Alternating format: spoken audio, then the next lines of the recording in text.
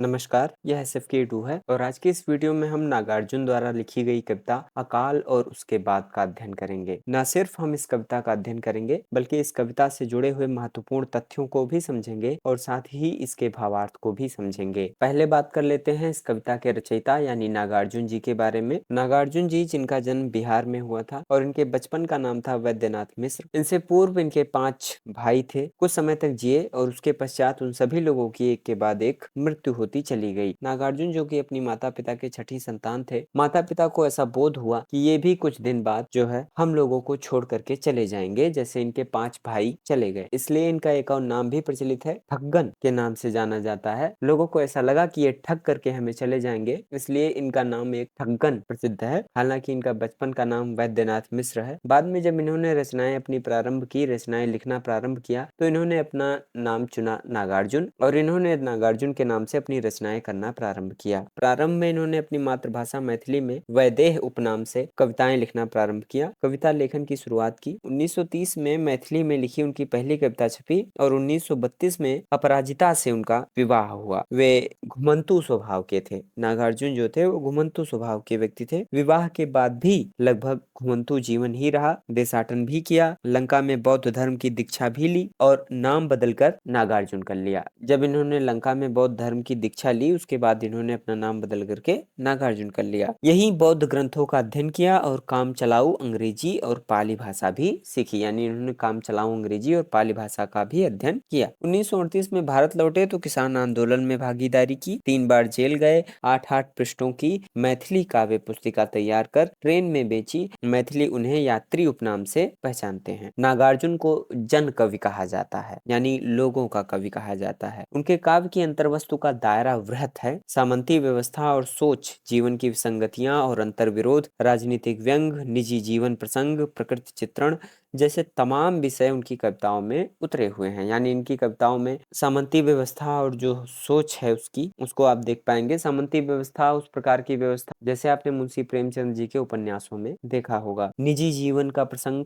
प्रकृति का चित्रण जैसे तमाम जो विषय हैं इनकी कविताओं में आपको मिल जाएंगे। नामोर सिंह उन्हें कबीर के बाद हिंदी का सबसे बड़ा व्यंग्यकार बताते हैं। यानी जो नामोर सिंह जी हैं जो कि प्रसिद्ध आलोचक माने जाते हैं, वे इन्हें जो है कबीर के बाद सबसे बड़ा व्यंग्यकार मानते हैं, व्यंग करने वाला मानते हैं। उनके पास कविता कहने के 1000 ढंग थे। उनकी भाषा भी अपना तेवर, यानी उनकी जो भाषा है वो भी अपना तेवर जो है समय समय पर परिवर्तित करती रहती थी। नागार्जुन ने मैथिली, संस्कृत और हिंदी में काव्य रचना के अलावा उपन्यास, कहानी, निबंध भी लिखे हैं। उन्होंने अनुवाद विधा में भी योगदान किया है। सतरंगे पंखों वाली, प्यासी पथराई आंखें, तालाब की मछलियां, चंदना, खिचड़ी विप्लव देखा हमने, हजार हजार बाहों वाली, पुरानी जूतियों का कोरस, रत्न गर्भ, ऐसे भी हम क्या, ऐसे भी तुम क्या, आखिर ऐसा क्या कह दिया मैंने, इस गुब्बारे की छाया में, भूल जाओ पुराने, अपने खेत में, ये सब उनकी जो है हिंदी की काव्य संग्रह है। इसी क्रम में इनकी कविता है अकाल और उसके बाद, जो कि इनकी काव्य संग्रह सतरंगे पंखों वाली में प्रकाशित है और यह कविता 1952 में प्रकाशित हुई थी। 1952 में प्रकाशित हुई यह कविता है अकाल और उसके बाद। यह तत्कालिक जो समस्या थी, उस समय की जो परिस्थिति थी, उसका चित्रांकन करती हुई यह कविता है अकाल और उसके बाद। अकाल और उसके बाद कविता नागार्जुन द्वारा रचित छाउप बिंबों से, यानी छाउप जो बिंब हैं, इनसे युक्त एक महत्वपूर्ण कविता है। अत्यंत मार्मिक एवं हृदयग्राही कविता है। इसमें कवि ने अकाल तथा उसके बाद की परिस्थितियों का सजीव अंकन किया है। इस कविता का रचना काल जैसा कि मैंने पहले ही बताया 1952 है और यह कविता 8 पंक्तियों में है। आप पढ़ेंगे तो आप बिल्कुल समझ पाएंगे। अभी हम इसका अध्ययन भी करेंगे। यह ग्रामीण जीवन को चित्रांकित करती हुई कविता है। इसमें उस समय की परिस्थितियों का वर्णन है। जब भारत में अकाल की स्थिति थी उस समय ग्रामीण क्षेत्रों की दशा क्या थी, उसका चित्रांकन नागार्जुन ने अपनी इस कविता में किया है। इसके अलावा यदि आप देखें, यह कविता सतरंगे पंखों वाली काव्य संग्रह में संकलित है। अब ज्यादा समय व्यर्थ न करते हुए हम इस कविता का अध्ययन करते हैं। कई दिनों तक चूल्हा रोया, चक्की रही उदास, कई दिनों तक कानी कुतिया सोई उनके पास, कई दिनों तक लगी भीत पर छिपकलियों की गश्त, कई दिनों तक चूहों की भी हालत हालत रही शिकस्त। अब आप ये देखें, इन पंक्तियों में आप अगर देखें तो अकाल के भयंकर कारुणिक दृश्य का चित्रण किया गया है। इनका चित्रण करते हुए नागार्जुन कह रहे हैं कि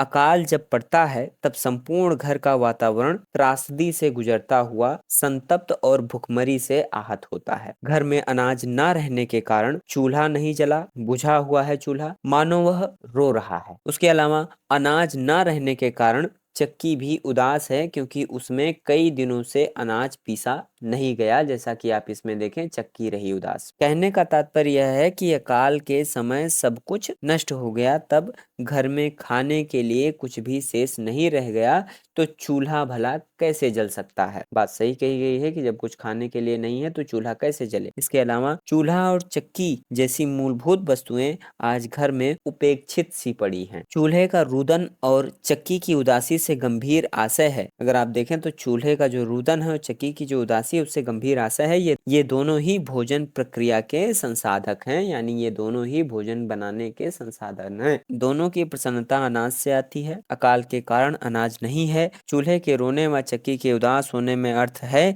कि उन्हें उनका कार्य नहीं मिल पा रहा है। कवि का यह स्पष्ट संदेश प्रतिध्वनित हो रहा है कि सब भूखे हैं। इस अभावग्रस्त घर में कानी कुतिया एक अन्य उपेक्षित प्राणी है। इन उपेक्षित वस्तुओं के साथ वह भी पड़ी हुई है। कई दिनों तक कानी कुतिया सोई उनके पास, यानी उन्हीं जो उपेक्षित वस्तुएं हैं उनके साथ है। घर की छिपकलियां दीवारों पर चक्कर काट रही हैं। उन्हें कुछ भी खाने को नहीं मिल रहा है। अनाज ना होने से घर में चूहे भी भूखे हैं। कई दिनों तक चूहों की भी हालत रही शिकस्त। कहने का भाव यह है कि प्राकृतिक आपदाएं केवल मानव को ही नहीं अपितु हर छोटे बड़े जीवों को भी प्रभावित करती हैं। इनमें वर्णित पशुओं के दुख के माध्यम से अकाल की भयावहता का चित्रण हुआ है। भूख और बदहाली के कारण घर के सभी प्राणी दुखी और परेशान हैं। ये जीव जंतु और घर की अन्य वस्तुओं जैसे चूल्हा, चक्की, दीवारें सभी मनुष्य के सुख दुख के भागीदार हैं। परिस्थितियां जब बदल जाती हैं, अकाल खत्म हो गया, अकाल समाप्त हो गया, उसके बाद की ये पंक्तियां हैं। दाने आए घर के अंदर कई दिनों के बाद, धुआं उठा आंगन से ऊपर कई दिनों के बाद, चमक उठी घर भर की आंखें कई दिनों के बाद, कौवे ने खजुलाई पांखें कई दिनों के बाद। अब निम्न पंक्तियों का यदि भाव देखें, भयंकर अकाल के उपरांत जब एक अकाल पीड़ित परिवार के घर में अनाज आता है, तब घर में खुशी का वातावरण होता है और हलचल प्रारंभ हो जाती है। आपने ऊपर की पंक्ति में देखा। इसके अलावा